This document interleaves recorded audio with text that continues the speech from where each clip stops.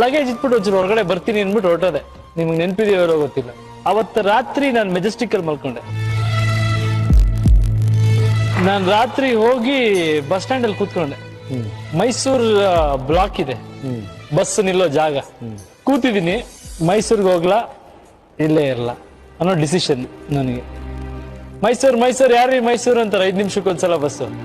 ಈ ಕಡೆ ತಿರ್ಗಿರ್ ಪಕ್ಕದಲ್ಲಿ ಗಾಂಧಿನಗರ. ಹಿಂಗೋದ್ರೆ ಫಿನಿಶ್, ಹಿಂಗೋದ್ರೆ ಇದು ಮೈಸೂರು ವಾಪಸ್ ನೀವು ನಟರಾಗ ಚಾನ್ಸ್ ಇಲ್ಲ. ಅವಶ್ಯಕತೆಗಳದ್ದು ಇದು ಬೇರೆ, ನನ್ನ ಹುಚ್ಚತನ ಬೇರೆ. ಇಡೀ ರಾತ್ರಿ ಕಳೆದೆ ಸರ್ ಅಲ್ಲಿ ಮಲ್ಕೊಂಡೆ. ಕೆಲವು ಮಲಗದವ್ರು ಪೊಲೀಸ್ನವ್ರು ಹೊಡಿತಾರೆ ಬಂದು. ಸೊ ಅವತ್ತಿನ ದಿನ ಕೂತಾಗ ನನಗೆ ಎಷ್ಟೋ ಪ್ರಪಂಚ ಕಾಣಿಸ್ಬಿಡ್ತಲ್ಲಿ.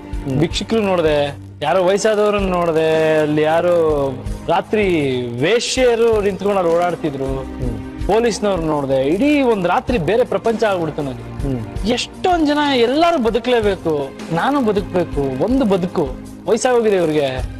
ಇವನೇನ್ ಅನ್ಕೊಂಡಿದ್ನ ಮಾಡಿದನೋ ಮಾಡಿಲ್ವೋ, ನಾನ್ ಮಾಡ್ಬೇಕು, ಇಲ್ಲಿಂದ ಏನಾದ್ರೂ ಕಷ್ಟ ಆಗ್ಲಿ ಇಲ್ಲಿ ನಾನ್ ಸ್ಟಾರ್ ಆಗ್ಬೇಕು. ಈ ಗಾಂಧಿನಗರದಲ್ಲಿ ನಾನ್ ಟಾಪ್ ಅಲ್ಲಿ ನಿಂತ್ಕೋಬೇಕು ಅನ್ನೋ ಹಠ ಬಂತು. ಅದನ್ನ ನೋಡ್ಬಿಟ್ಟು ನಾನು ವಾಪಸ್ ಬಂದೆ, ಪರವಾಗಿಲ್ಲ ಅಂತ.